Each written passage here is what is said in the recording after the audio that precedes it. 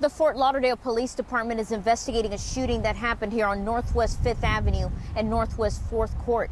If you take a look behind me, you can see the scene is still pretty active. Lots of police activity here on scene on Northwest 22nd Avenue and Northwest 54th Street. If you take a look behind me, you can see the yellow tape is set up.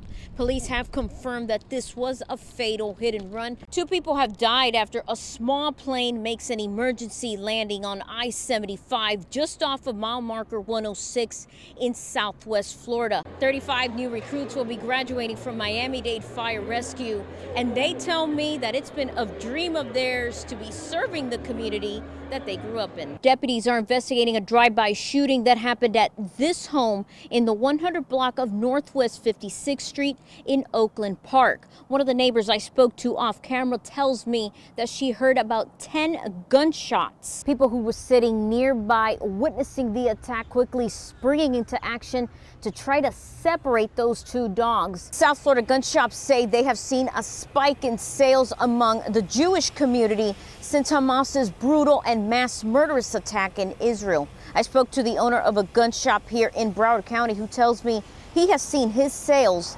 spike since the attack. Everybody's like tense, everybody's looking over their shoulder. This group of Jewish women Monday night taking an introduction course on guns. We need to make sure that our communities are well prepared. Guns these days, and God forbid if anything should happen, we know how to handle a situation. the rise in anti-Semitism is something, unfortunately, that has been progressing. David Kowalski owns the Florida Gun Store in Hollywood, and he tells me his sales have multiplied. Tip over normal business. Andy Tenaha says most of the men in her synagogue are arming themselves. We said, what about the women? We need to do the things we need to do to prepare, to stay safe and to be able to use a gun, God forbid, if we ever should need one. So it's not just here in Hollywood. We also checked in with gun shops in Pembroke Park and in Davie, and they also tell us that they have seen spikes in their sales. It was a hazardous nuisance for several families after a water pipe bursted at this water treatment plant in Hollywood, causing a ton of wastewater to spill into nearby canals and some neighborhood streets. Sewage water still standing in front of homes late Friday night, hours after a pipe burst at the South Regional Wastewater Facility in Hollywood. As we started to cap the pipe, the holding containers started to overflow. And so it overflowed into the facility, into the plant property itself. City officials believing this week's bad weather may be to blame for the break. Millions of gallons spewing into nearby waterways and neighborhoods off to Taft and 14th Avenue south of Sheridan. West Lake, and then eventually into the intercoastal. The water leaked is partially treated, but potentially hazardous. We're asking people to avoid making contact with this water. Now the good news here is tap water has not been affected at all. It is still safe to drink. People living in Pembroke Pines, Dania Beach, and other areas in southern Broward County are being asked to reduce their water usage. This is a temporary fix, but there is still so much work that needs to be done. A teenager remains behind bars this morning after being accused of purposely running over a police officer in Sunny Isles Beach. But he may get away with 2 felony charges because his father is a diplomat with the Israeli consulate in Miami. Police say Abraham Gill, shown in this mugshot, was arrested after he ran over a police officer.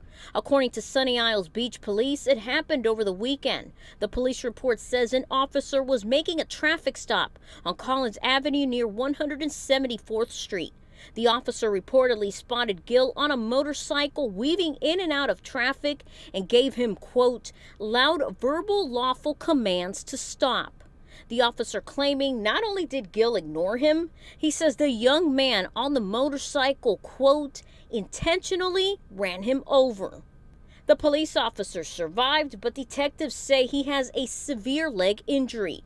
Gill was arrested and charged for resisting an officer with violence and aggravated assault on a law enforcement officer. But when he got to court, they let him go home.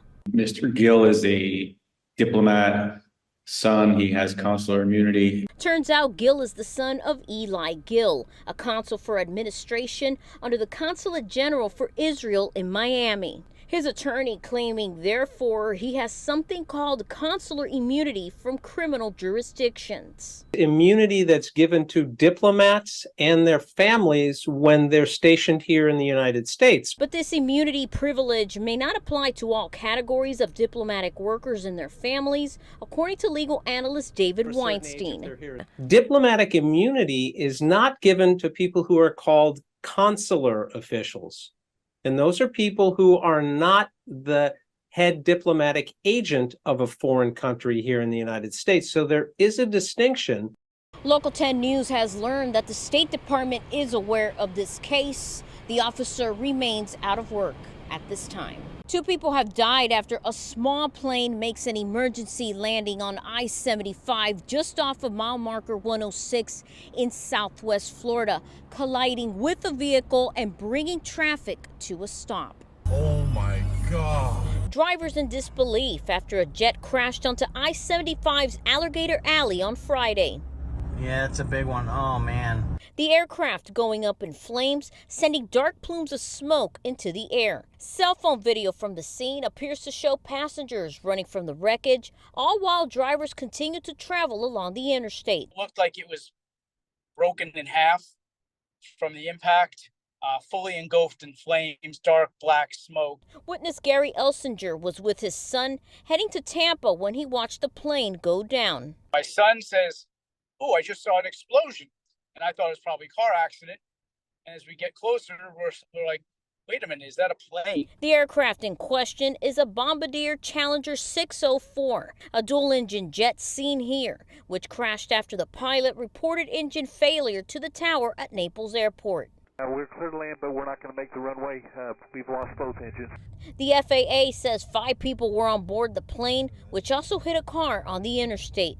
While 2 passengers died, 3 others survived. Off the highway, there's a truck that looked like it had gotten hit by the actual plane as well.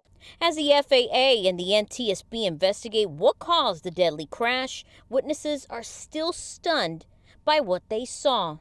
It was a pretty bad crash. I feel bad for anybody that was in there. The plane is registered with Hoppajet Worldwide. The NTSB says investigators will be arriving at the crash site to document the scene and examine the aircraft. The plane will then be taken to a secure facility for further examination.